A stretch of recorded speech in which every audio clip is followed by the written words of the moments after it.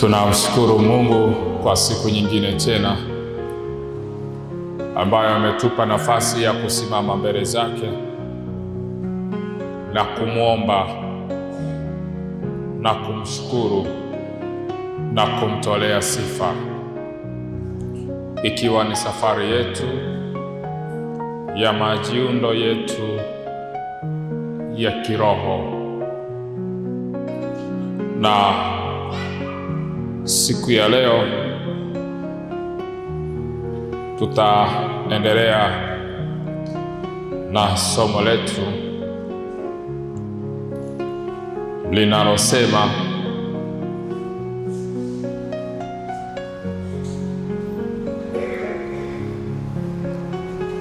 baraka ya familia. Baraka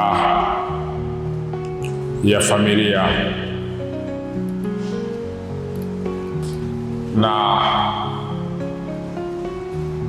case study yetu leo itakuwa ni familia ya mzee Yakobo. Leo tutajifunza kutoka kwa mzee Yakobo na familia yake.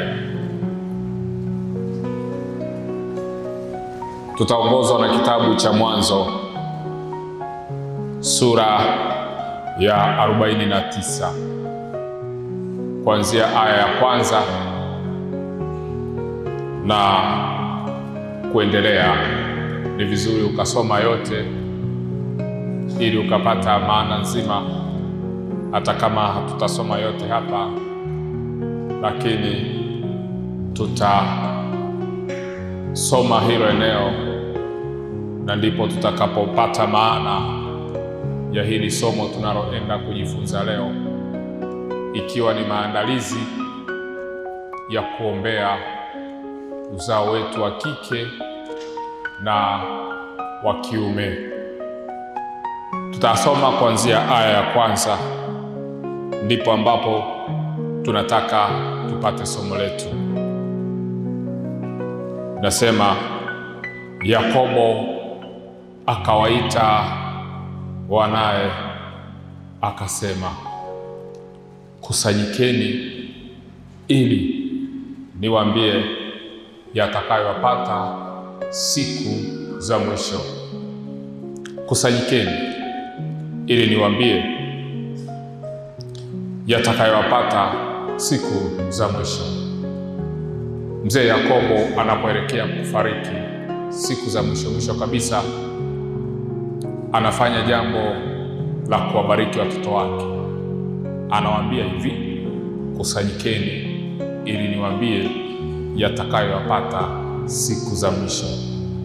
Sasa swali la kujiuliza, hizo siku za mwisho huyo mzee Yakobo atakuwepo au hatakuwepo?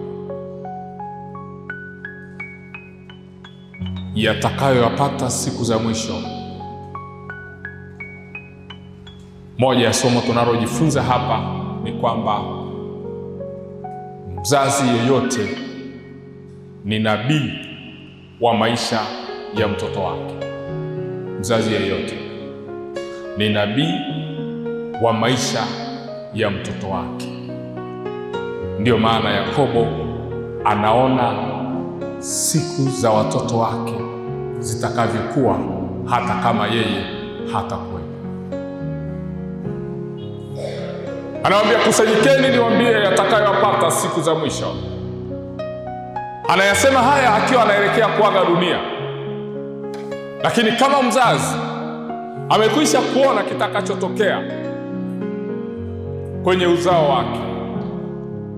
Amekwisha kuona kila maisha atakayoishi mtoto wake, ameyaona, na vile alivyosema ndivyo ilivyokuwa. Na mzee Yakobo ndio naweza nikasema nabii wa kwanza kutamka kwamba Yesu atazaliwa kwenye uzao wake. Hilo alilisema. Ukisoma ule mstari wa 10, anasema hivi, anatabiri uzao wa Yesu, kwamba Yesu atazaliwa kwenye uzao wake. Anasema hivi, fimbo ya enzi haitaondoka katika Yuda, wala mfanye sheria kati ya miguu yake, hata atakapokuja yeye mwenye miliki, ambaye mataifa watamtii. Anamzungumzia Kristo. Anamzungumzia Kristo. Kupitia hili somo ninataka tujifunze na kujiuliza, wewe kwenye familia yako umezaliwa ukakuta nini kinaendelea kwenye familia yako? Ni baraka au laana? Maana huwa kuna mambo mawili. Familia ambayo haina baraka ina laana. Hakuna mengine.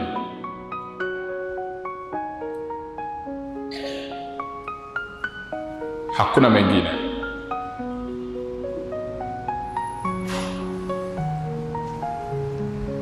Maisha ya familia nyingi leo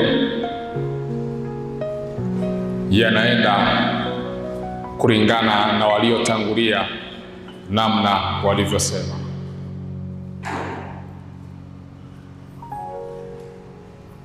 Kile unachokitamka leo kwa mtoto wako ndicho atakachokutana nacho kwenye maisha yake na kwenye uzao wake. Kuna mzee mmoja ninakumbuka nikiwa kama darasa la pili kule ninapotokea, alipokaribia kufa, watoto wake hawakuwa karibu. Siku moja nimempelekea uji, akanywa, alafu akasema hivi ninavyokufa hivi ndivyo na watoto wangu wote watakavyokufa.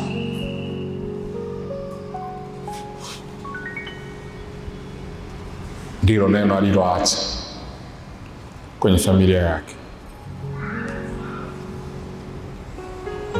Kwa macho yangu nimeona kijana wake wa kwanza na yeye akifa, na watu wanakuja kugundua kwamba amekufa baada ya siku 3. Ndio anagundua kwamba huyu kaishafariki.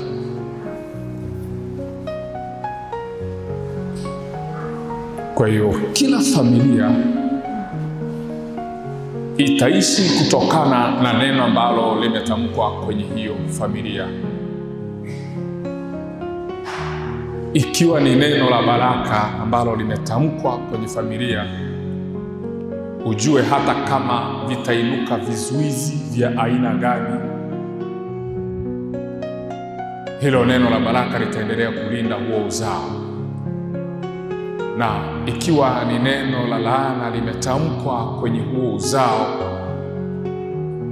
ujue kwamba litaendelea kutesa huo uzao kwa muda mrefu sana. Kwa nini? Kile ambacho Yakobo alikitamka kwa maisha ya watoto wake ndicho kilichotokea. Alipanga kama mzazi, amekwisha kuona kwamba wewe Rubeni utakuwa na maisha hivi, wewe Benjamin utakuwa na maisha hivi, wewe Yusufu utakuwa na maisha ya hivi, wewe nani utakuwa na maisha ya hivi.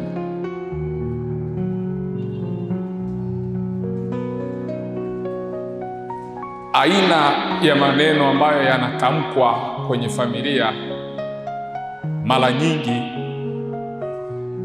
ndio unakuja kuwa uhalisia wenyewe. Na kwa bahati mbaya, baadhi ya watu sio waangalifu sana wa kutamka maneno juu ya maisha ya watoto wao. Ngoja nikwambie hivi, mzazi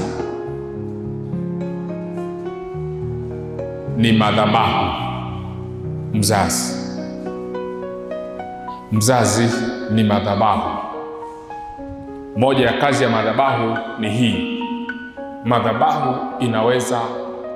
Madhabahu inabariki na madhabahu inalaani. Kwa hiyo mzazi anaweza akatamka baraka kwenye maisha yake au juu ya maisha ya watoto wake, na mzazi huyo anaweza akatamka neno gumu ambalo linaweza likawatesa watoto wake kwa muda mrefu. Na sisi wa Afrika wengi tumetokea kwenye familia ambazo zina mchanganyiko wa kuoa wake wengi. Ni moja ya jambo ambalo linatesa familia nyingi sana. Kwa nini? Unapokuta familia ambayo ina wake wengi, kuna mambo mawili yanaweza yakatokea.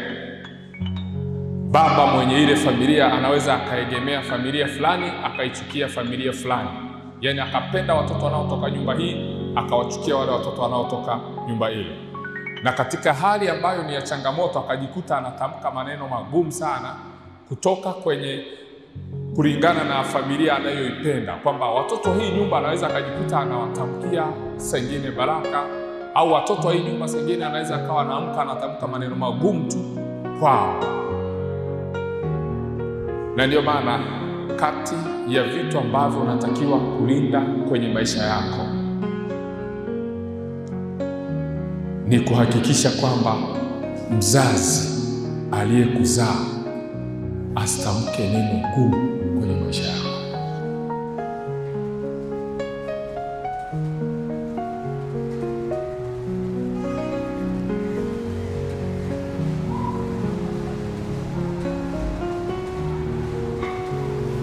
Hilo kabisa unatakiwa kulilinda usiku na mchana. Mama au baba asinyanyue kinywa chake na kutamka neno gumu kwenye maisha yako. Kuna watu leo hatufanikiwi kwa sababu baraka hatujawahi kuzisikia wazazi wakizitamka kwamba mwanangu kabarikiwe. Kuna watu hawajawahi hata kutemewa mate na wazazi wao kwenye mikono yao kwamba mwanangu na kutemea mate ya baraka. Dunia ikusikilize, ikupende, ikuheshimu. Popote utakapoenda uwe mkuu, popote utakapoenda upate.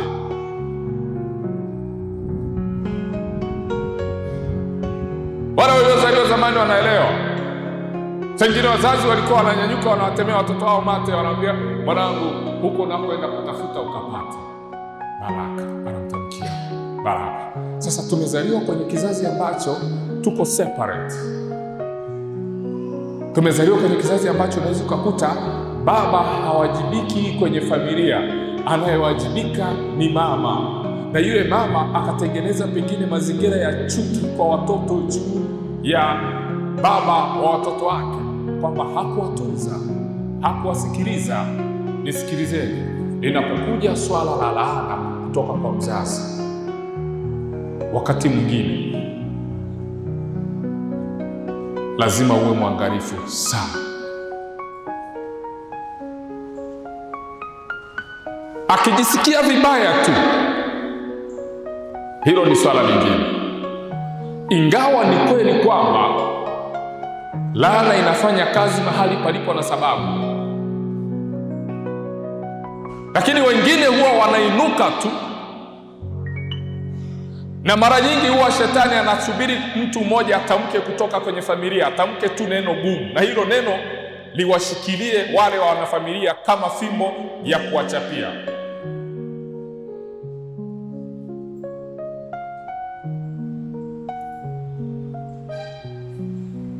Kule Ukerewe kuna baba mmoja, Kile mwaka 2023 aliteuliwa kuwa mkurugenzi wa halmashauri fulani. Sasa hakuwa vizuri na baba yake, kimsingi hakuwa naye vizuri kimahusiano. Kwa hiyo baba yake akawa ameugua, akamwomba pesa za matibabu. Nafikiri ilikuwa ni jambo tu la busara kwamba angeamua tu kumtumia au angeamua tu kumwambia kwamba sina. Yule baba akampigia simu yule kijana ambaye ni mkurugenzi, akamwambia naomba pesa ya matibabu.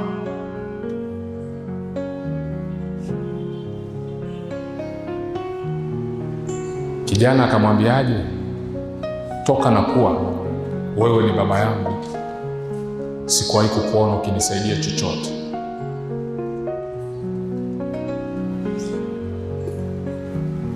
Yule mzee akakata simu. Baadaye akampigia akamwambia hivi, suna kazi, huu mwaka hautaisha ukiwa kwenye hiyo kazi. Akakata simu. Sasa haukufika tu mwaka, mwezi akawa ametolewa kwenye ile nafasi. Sasa mara nyingi Mungu anaweza akawatumia wazazi kutubariki, cha kwanza. Na pia shetani anaweza kutumia hao wazazi kutoa laana kwenye baraka, kwenye vizazi vyao. Na hicho ndicho ambacho shetani huwa anasubiri mtu mwenye uhalali, au anasubiri mtu mwenye mamlaka ya aina yoyote kwenye familia. Anamtumia huyo mtu kama mlango wa kuingilia kwenye hiyo familia na kuleta majeraha kwenye hiyo familia.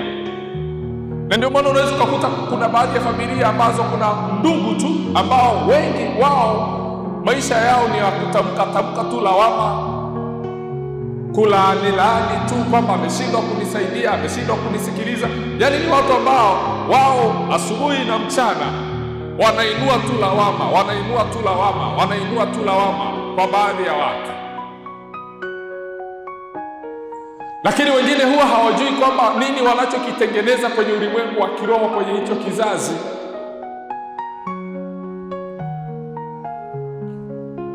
Shetani anaweza akatumia wakati wa njaa au dhiki kwa mzazi au kwa ndugu kuhakikisha kwamba huyu ndugu kabla hajaondoka anatamka neno gumu. Unakuta hata mtu ameugua anasema fulani asije kuniona. Wanajitahidi watu, wanamuomba, mwambie msamehe tu, yaishe. Haelewi, anasema fulani sitaki nimuone.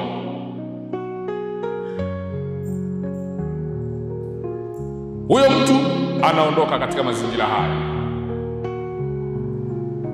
Na unakuta anaondoka bila kumsamehe yule mtu. Ametamka neno gumu kwake.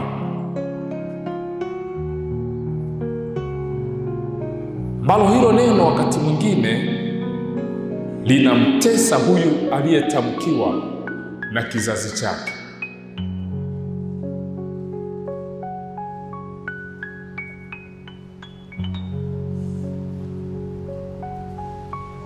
Kwa hiyo hata sisi wenyewe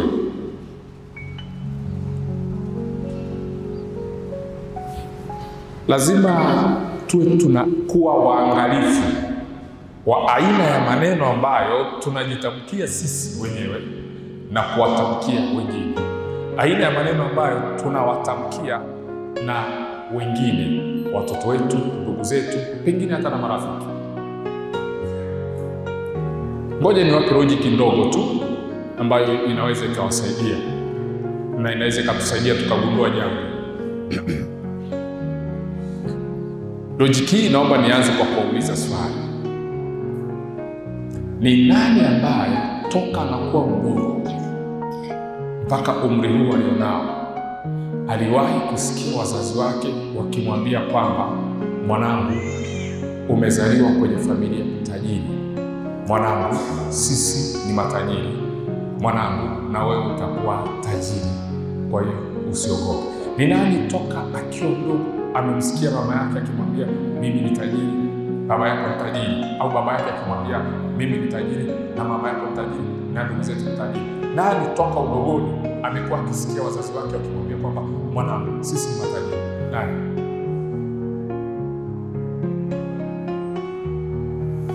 Hapo hapo, nani toka akiwa mdogo amekuwa akisikia wazazi wanamwambia, mama anamwambia, baba anamwambia kwamba mwanangu, soma kwa bidii, sisi ni maskini? Ni nani ambaye kusikia hilo neno? Kwa hiyo leo usilaumu kwamba maisha ni magumu. Tumsifu Yesu Kristo. Kuna watu waliumba huo ugumu kwa kutamka maneno.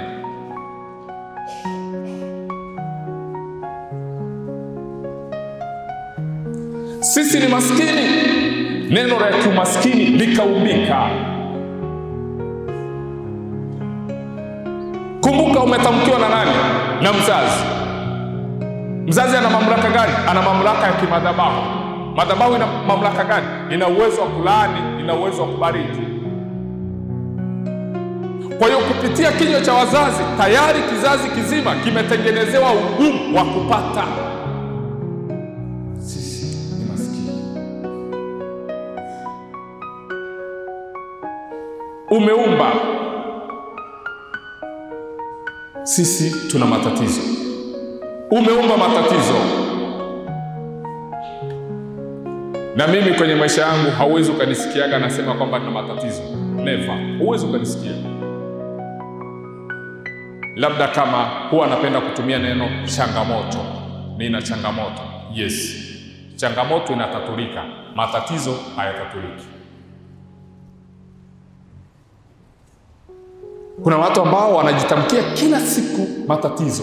Maana yake kila siku kuna kitu wanakiumba kwenye maisha yao. Kumbuka haya maisha ni kama mvutano. Kile unachokivuta kwenye maisha yako ndicho kinachotokea. Kwa hiyo saa nyingine ukivuta sana matatizo, ndicho ambacho kitakachotokea kwenye maisha yako.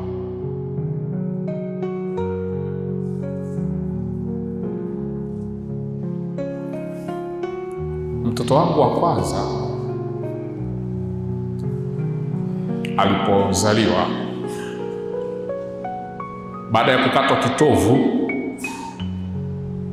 mimi ndo nilimpokea kwenye mikono yangu. Nilipompokea nilimbariki.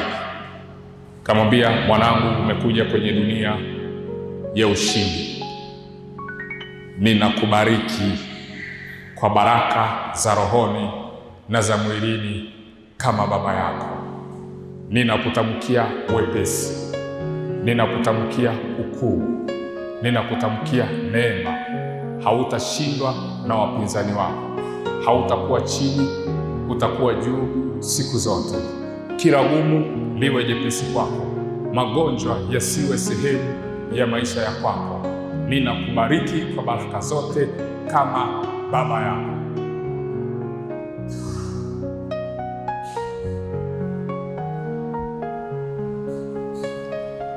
Nilichokishuhudia, amemaliza miaka 7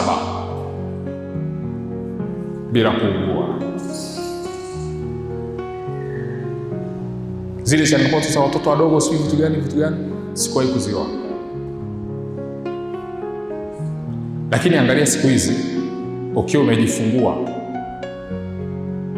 marafiki zako wanaweza akakupigia simu, anakuuliza umejifungua mtoto gani? Ukimwambia nimejifungua mtoto wa kiume, unasikia umetuletea jambazi tena. Yaani anabatizwa hilo jina kakiwa kadogo. Kwa hiyo kakija akakuwa kakubwa, kanaanza kuonesha hizo shida. Ukiwa kama umejifungua mtoto wa kike, anakupigia simu anakuuliza, umejifungua mtoto gani? Ambia ni mtoto wa kike. Umetuongezea malaya. Na unashangaa kweli kakikua kanakuwa na hizo tabia hizo. Nini ambacho unakiumba kwenye uzao wako? Nini ambacho unakiumba kwenye uzao wako wa kiume? Nini ambacho unakiumba kwenye uzao wako wa kike? Kile ulichoumba kwenye uzao wako wa kike ndicho kitakachochipua kwenye uzao wako wa kike. Kile ulichoumba kwenye uzao wako wa kiume ndicho ambacho kitaonekana kwenye uzao wako wa kiume.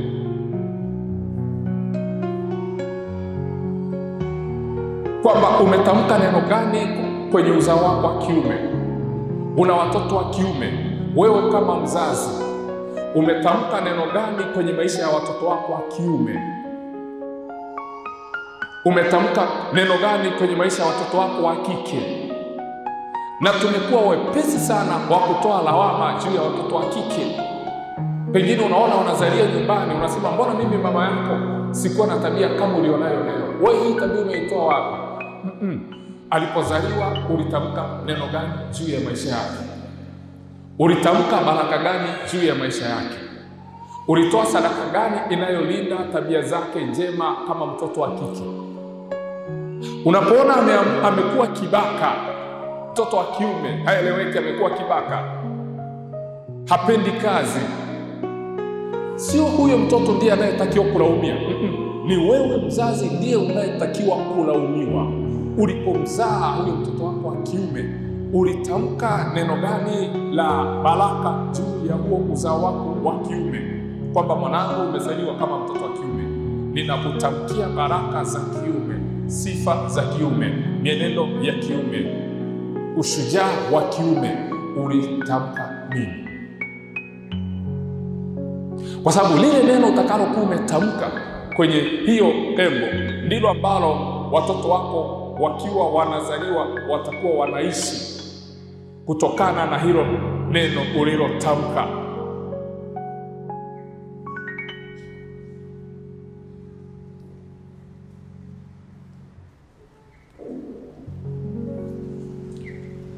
Sasa wengine baada ya kuzaliwa, badala ya kutamkiwa maneno ya baraka, tuliishia kuchanjwa tumboni na kuvalishwa mabingiri, mairizi na vitu gani.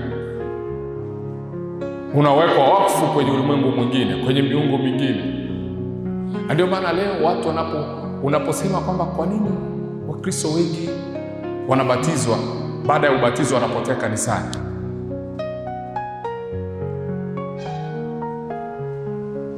ni swali ambalo wengine wanaweza kuwa wanajiuliza. Lakini wengi wao walipozaliwa, nini kilifuata? Walivalishwa hizi kiunoni, walipewa mabangili, kwa hiyo walikabidhiwa kwa miungu. Kwa Mungu wanakuja tu kama ushahidi kwamba tukifa tuzikwa kama Wakristo. Lakini mioyo yao haiko kwa Mungu.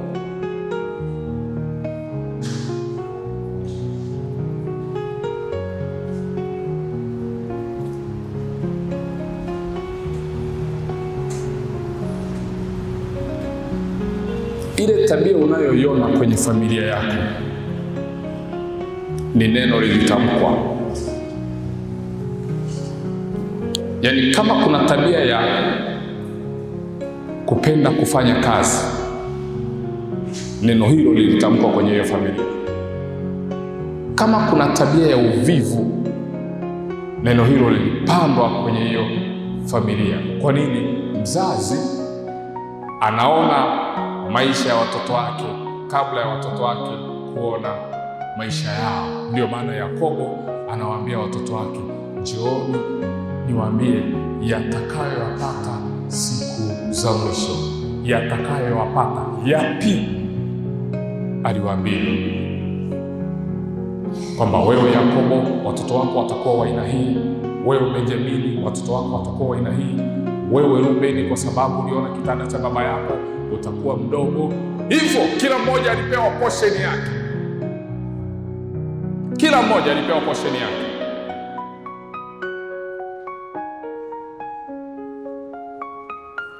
Sasa naangalia sasa hata maisha ya watoto wetu wa kwanza. Kwenye jamii nyingi za Kiafrika, mtoto wa kwanza ndiye huwa anafanyiwa matambiko kuliko watoto wote. Na mnajua ni kwa nini mtoto wa kwanza anafanyiwa matambiko hata kuliko watoto wote? Ni kwa sababu mtoto wa kwanza ni utambulisho wa familia. Ndio maana mtoto wa kwanza akiwa wa kike anapewa jina, baba anaweza akasema ni wa kike, ndio apewe jina la mama. Akiwa wa kiume anasema ni wa kiume, apewe jina la baba. Maana yake ni nini? Mtoto wa kwanza ndio amebeba utambulisho wa familia, na mtoto wa kwanza ndio huwa anatengeneza level ya maisha ya familia. Kwa lugha nyingine ni kwamba mtoto wa kwanza ndo anaweza akatengeneza ukubwa wa familia, na mtoto wa kwanza ndo anaweza akatengeneza udogo wa familia. Na angalia, mara nyingi watoto wengine huwa wanafuata kile ambacho mkubwa wao anafanya. Kwa nini? Mtoto wa kwanza siku zote ana baraka za aina mbili. Ana baraka yake kama mtoto wa kwanza, na ana baraka za wengine wote. Kwa hiyo ndio maana mtoto wa kwanza akianguka ni rahisi sana na watoto wengine kuanguka. Kwa nini? Mtoto wa kwanza amebeba asili ya wote. Kwa hiyo ile asili inaweza ikawanyanyua au inaweza ikawaangusha. Inategemeana sasa baba alitamka nini kwenye maisha ya mtoto wa kwanza. Kama mtoto wa kwanza alikataliwa, kwamba labda baba alikuwa anapenda mtoto wa kwanza awe wa kike, lakini akazaliwa wa kiume, moyo wake ukajikunja. Nitaka mtoto wa kike, amezaliwa tena wa kiume, ukajikunja. Kiroho huyo mtoto amekataliwa. Kama alikuwa anapenda awe mtoto wa kiume, akazaliwa mtoto wa kike, nasema umejifungua mtoto gani? Umejifungua mtoto wa kike. Tayari ile kunung'unika, baba amemtoa kwenye nafasi.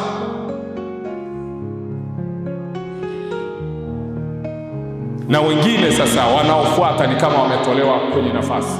Kwa nini? Huyu wa kwanza mara nyingi huwa amebeba kitu cha ziada cha kuwabeba wengine wote. Chunguza maisha ya wazaliwa wa kwanza kwenye familia unayotoka, ukoo mzima. Maisha ya watoto wa kwanza, ukoo mzima yapoje?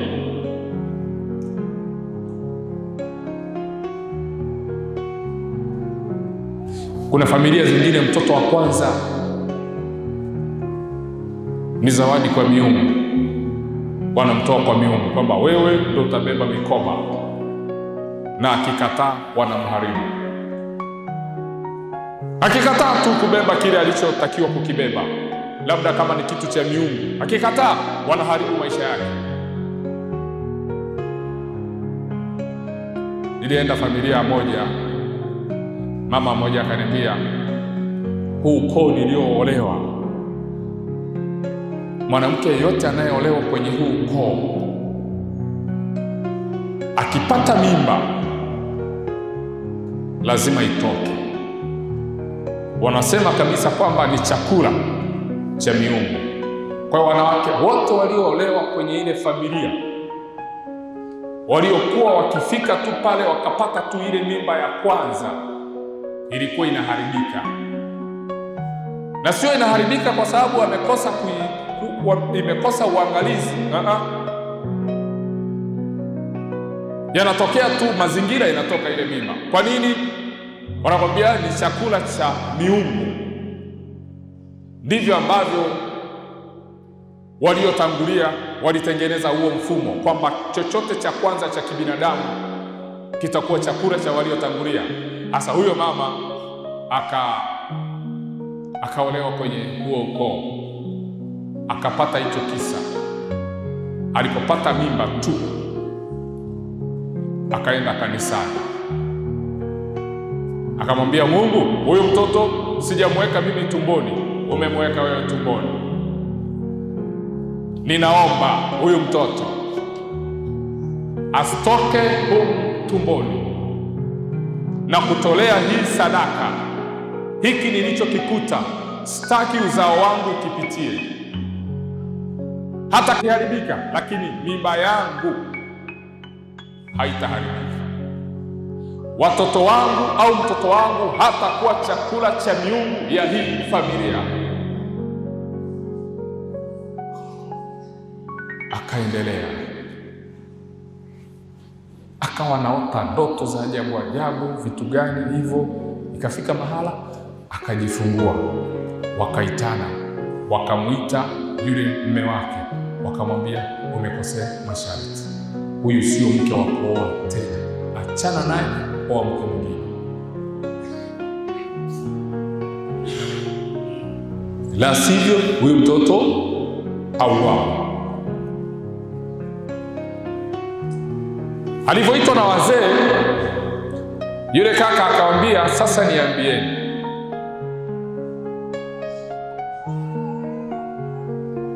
mnataka nioe mwanamke wa aina gani?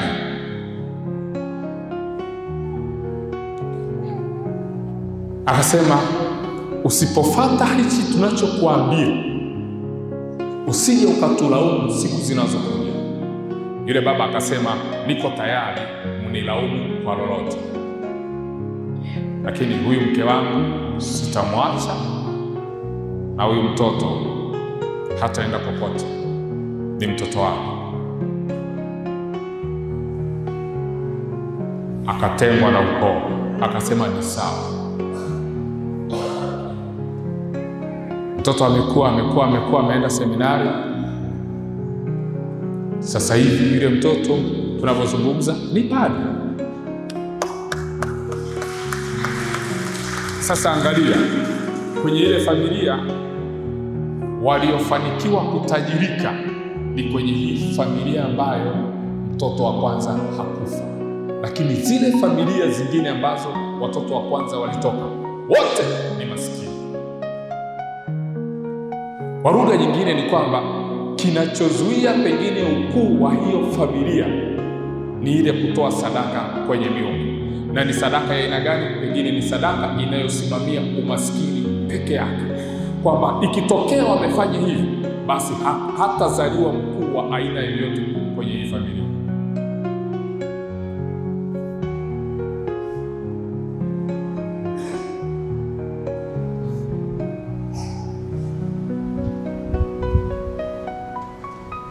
Na imekuwa hivyo.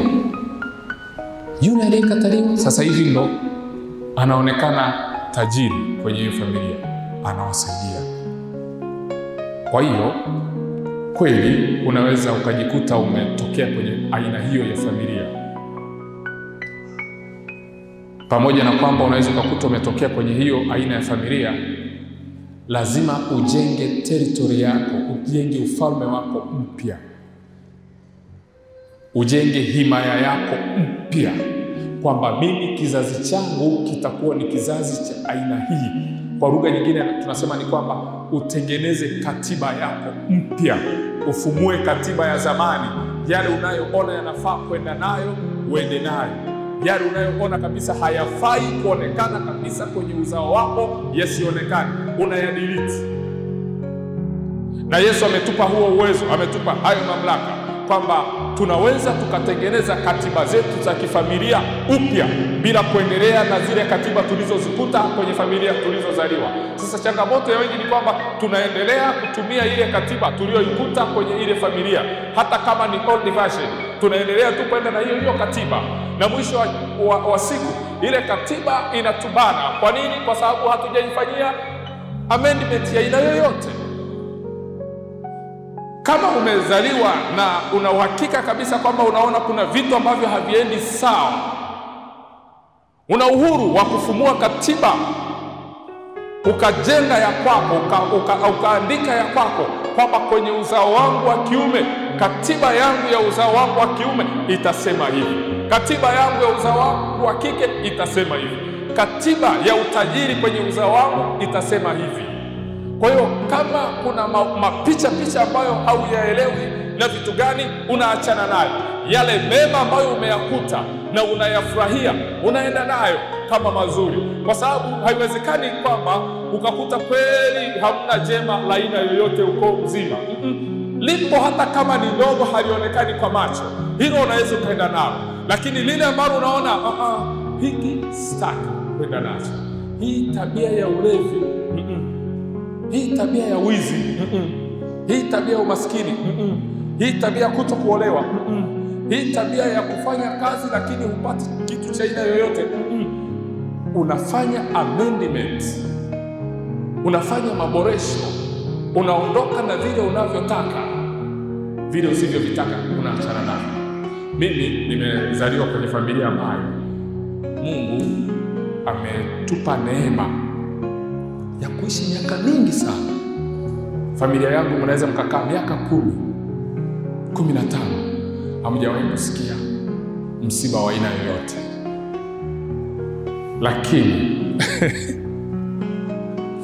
Lakini nimekuta umaskini kubwa sana. Yaani ulikuwa ukitukusanya uko mzima, wa baba mdogo, wa baba na nini hivyo, ukitukusanya tulio hai mpaka sasa hivi tunaweza kufika hata 400. Tunaweza kufika 400. Lakini nimekuta kati ya hao 400 na kuwa hivi, sijakuta hata mwenye gari. Tumsifu Yesu Kristo. Si watani. Sikukuta kabisa hata mwenye gari. Kuta wengine ni walinzi, wakulima, lakini ukikaa nao ni watu ambao ni watafutaji sana, lakini kuna zuio la umiliki.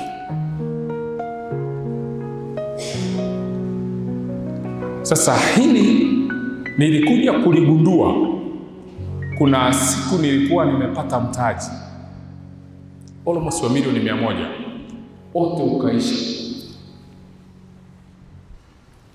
Sijalewa, sijahonga, sijafanyaje, imeishaje? Ndio siku hiyo namlaumu Mungu. Niko mbele ya Yesu Ekaristi na mlaumu, kwani umeruhusu haya? Mbona kama unanitesa? Ndio akanisemesha, akaniambia, angalia hali ya kiroho ya uchumi ya familia unayotoka ikoje. Wanaokurudisha hao ambao umetoka nao kwenye asili moja. Kwa kamuuliza nifanyeje? Tengeneza katiba yako. Ndio kuanza kukomaa na sari yale mazuri naenda nayo. Mazuri ya kuishi miaka mingi, kila siku huwa naenda nayo. Mungu, hili siliachi. Lakini umaskini,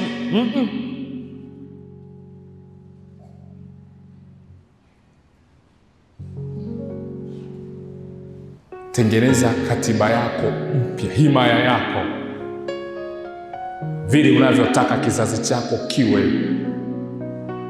vile unavyotaka maisha yako yawe, yaumbe, yatengenezee mazingira. Najua haitakuwa rahisi. Kwa nini? Ukijaribu miungu itainuka. Ukijaribu mapambano yatainuka. Na ndio maana wengine wamejaribu, miungu ikainuka, wakajikuta wanarudi pale pale na wakakata tamaa, wakaishi maisha hayo ya hayo. Lakini walioamua kupigana usiku na mchana kusema kwamba haya maisha imetosha, wamenyanyuka.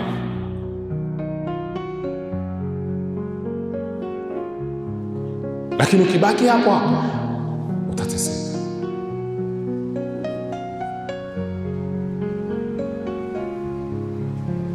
Na kama mtakuwa mashuhuda, toka Jumapili tumeanza kusali mbele ya Yesu Ekaristi.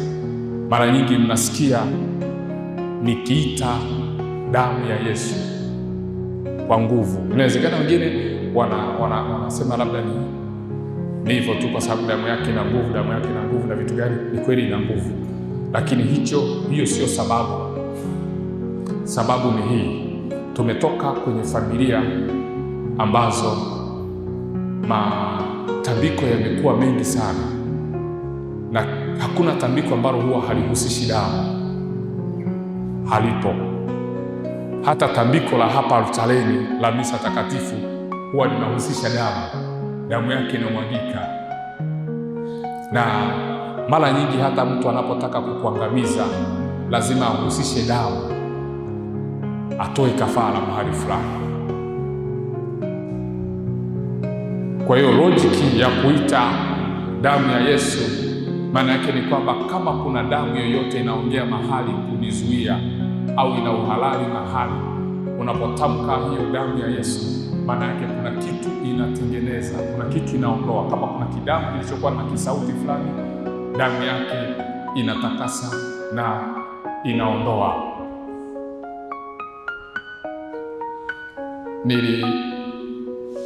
Profesa aliyekuwa ananifundisha wakati nasoma masters, siku moja nilimkuta kanisani usiku saa 8. Nilikuwa nimeenda kumwabudu Yesu wa Ekaristi. Nilikuwa nimetafuta ile mida ambayo naweza nikaenda nikalia.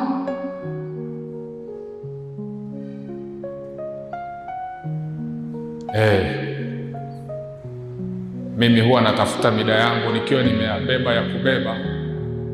Natafuta muda, naenda napiga mwano wa kutosha mbele ya Yesu wa Ekaristi.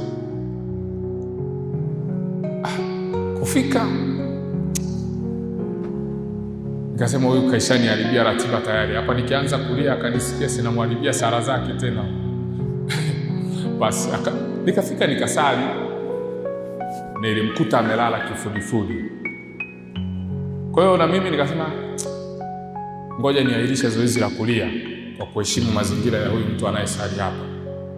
Na mimi nikaingia nikalala hapo mbele ya Yesu wa Ekaristi. Kumbe alikuja kushtuka, baadaye akaondoka, ila akanimaka, akajua ni mimi. Baadaye akaniita ofisini, akaniambia huyo Yesu wa Ekaristi usimwache. Akanipa ushuhuda, akasema ametoka kwenye familia ambayo ana miaka zaidi ya 20 kazini, alikuwa hajajenga. Yaani kuna kama kitu kilikuwa kinamzuia kupiga hatua. Kwa hiyo alipoanza kuhudhuria kwa nguvu ibada mbele ya Yesu wa Ekaristi, akaanza kupata mafunuo. Anasema siku moja alilala akaota ndoto. Alipoota ndoto akaona nyoka. Ile nyoka ilikuwa inawang'ata wanafamilia wake wote. Ilianza kumng'ata, ikaenda ikang'ata mdogo wake, ikang'ata. Sasa akashuka akawa anamuuliza Yesu wa Ekaristi, ni nini hiki? Akasema hiyo ni miungu ambayo imewazuia kupiga hatua ya aina yoyote. Kwa hiyo pambana nayo. Ndo akaanza kushtuka kupambana na hayo mazingira. Na ndio maana na wewe kila ndoto unayoota usipuzie.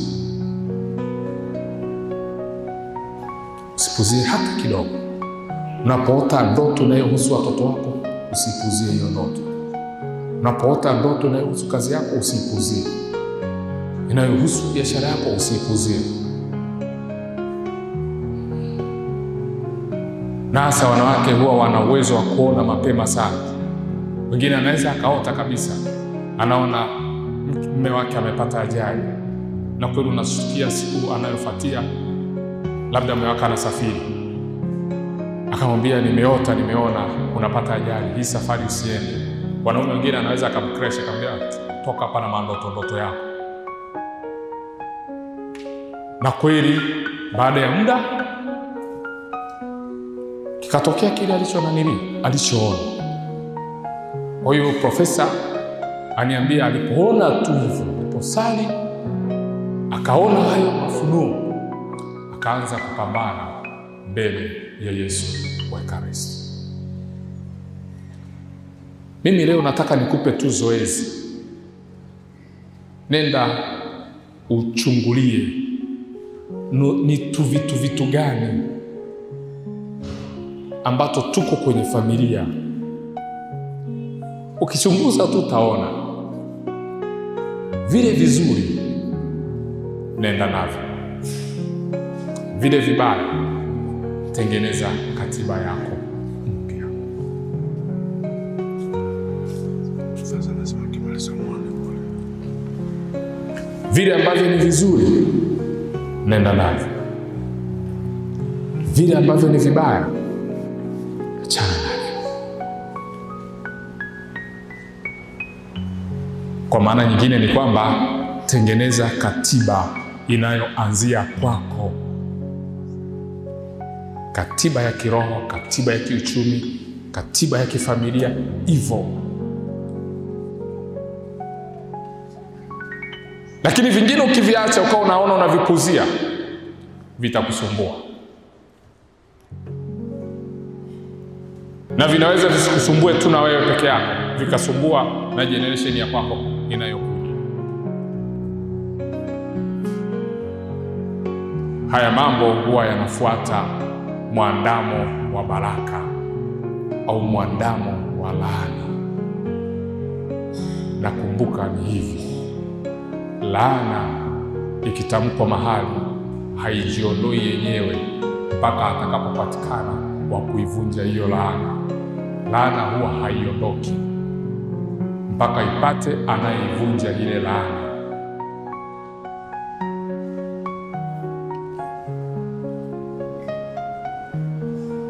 Haiondoki mpaka upate anayeivunja.